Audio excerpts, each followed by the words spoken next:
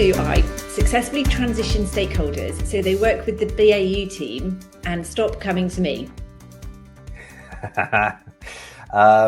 Okay, so this is where presumably stakeholders, you've been working with a bunch of people over the life of the project, and now the project is shutting down and you're into business as usual, but they're still coming to you with all the issues, which happens because they've got used to seeing you, and also if the project's delivered quite well, they might be used to you as a person what gets things done. Yeah. Which is a terrible label to end up with, because people get you to do things. But I think, one of the jobs of project management, and I have to say, one that because of where it falls in a project plan, typically towards the end, we transition things. So towards the end is where it gets looked at and hurriedly handed over into BAU. Having a good transition plan that importantly writes you out of the equation is really important. So there are a couple of reasons why stakeholders might still be coming to you, and that is that they aren't getting the response they desire from the BAU team. But again, you need to dig into that because it's not your job to support this in BAU. So you either need to make, push back. I mean, it's totally valid to push back, but I suppose there's something that says if you haven't given them a clear route, or you haven't been clear enough around what their BAU process is, then of course they're going to come to you. Yeah. So reiterating, no, I've rolled off the project now. Here's what you must now do is really important. Explaining to them what the process now is, but making sure that process, the BAU process, is robust, that it's going to meet the needs of the people who will use it post project, and that actually starts much earlier in the project. So whilst it's unhelpful to say, well, did you put a good plan in 3 months ago?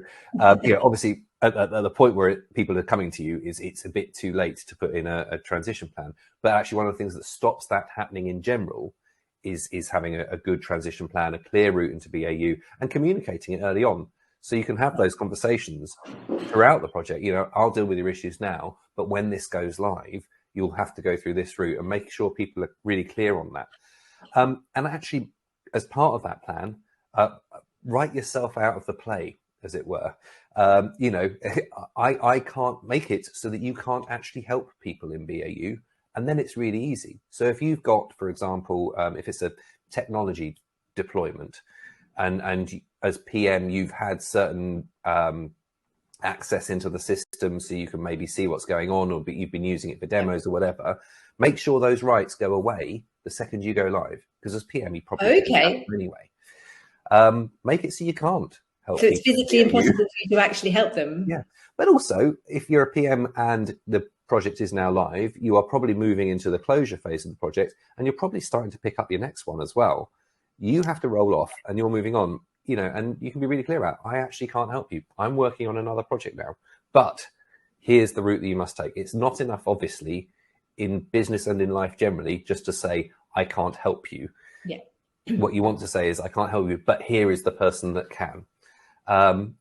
So yeah, it's about making sure there's, and it might be that there's something you can do there that says, actually, I didn't do a great job of support and transition here. That's why they're still coming to me. And maybe there's another loop I need to go around just to make sure some things are in place. And whilst that's a bit of extra work for you, in the short term, it's going to stop them coming to you over and over again in the long term. That's a really interesting take on it, because I think, you can see it as being a victim of your own success of having engaged stakeholders so much that they only want to work with you, but that's not your job. As you said, you've got other projects to go and work on. So building that into the plan is a really good way of making sure that transition can happen smoothly. Yeah, and it's obviously it's lovely when people want to work with you, and over the course of a long project or even a short project, you can have built very deep relationships with people that you want to maintain. You don't want to say no to people, but if you enjoy working with someone, if you enjoy working with me, work with me as a project manager. I'm going to be a terrible support engineer. Absolutely, it's not my job. It's not what I do. So yeah, it is important to remind people of your role as well. I don't, if I've done an office fit out and installed a load of fridges as part of that, you wouldn't ask me to empty the fridge. So why are you asking me to support your IT system? It's being really clear about what the roles are. Yeah. And that the role they're asking you to do is actually not yours.